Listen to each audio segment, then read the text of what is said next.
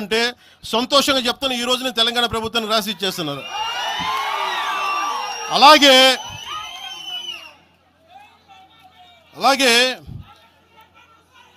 Left మేము వామపక్షవాదులు అని చెప్పి ఒక ఎనలిస్ట్ మాట్లాడతా,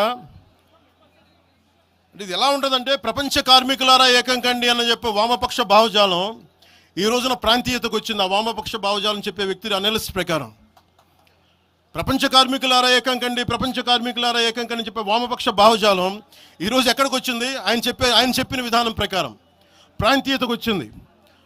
కమ్యూనిజం ఎందుకు చచ్చిపోయిందంటే ఇలాంటి వాటి వల్ల చచ్చిపోద్ది. ఈరోజు గద్దర్ గురించి మాట్లాడతారు. బండెనక బండి కట్టి 16 బండ్లు కట్టి ఏ బండిలో పోతాం నైజాం సర్కార్ ఓడా అంటే అది ఈరోజు మాకు వచ్చిన ప్రేమ కాదు. మాకు అది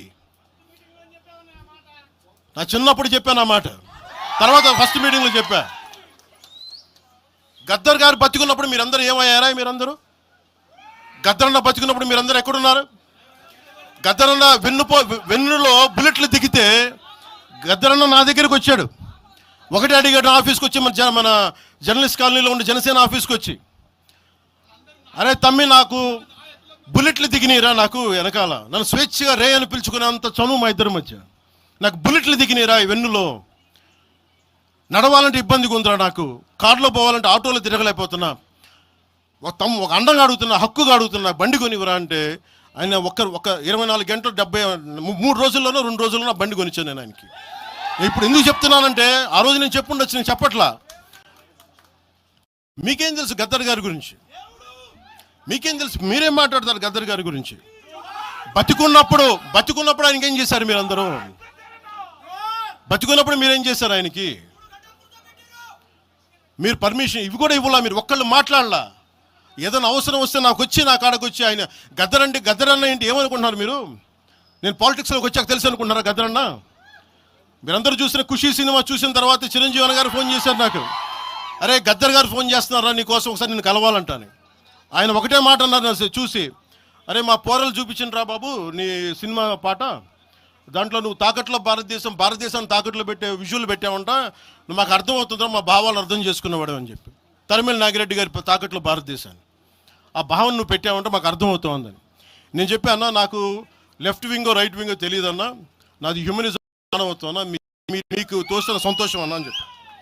ఆ రోజు నుంచి ఆయన చనిపోయేదాకా, ఆయన అంతిమ ఘడియల వరకు ఆయన హాస్పిటల్లో ఉంటే వెళ్ళి కూర్చొని, అన్నా మీకు ఏం కావాలి చెప్పండి అంటే, ఏం వద్దురా తమ్మి, తెలంగాణ యువతకి కానీ ఆంధ్ర యువతకి కానీ భారతదేశంలో యువతకి భవిష్యత్తు వాళ్ళదని చెప్పు.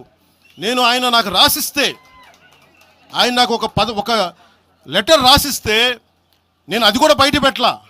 ఆయనే ఒక ఆడియో ఫైల్ చేసి, నేను దాన్ని కూడా కూర్చొని చెప్పలా, ఆడియో ఫైల్ చేసి ఆయన ఒక చిన్న ఛానల్కి రిలీజ్ చేసి అది బయటకు వచ్చింది. మీరు కూర్చోబెట్టి తెలంగాణ గురించి అని మాట్లాడతారు. నేను నిజంగా ఎంత కమిట్మెంట్ లేకపోతే కొండగొట్టు ఆంజనేయుడికి నేను 30 కోట్లు టీటీడీ నుంచి చెప్పిస్తాం. మేము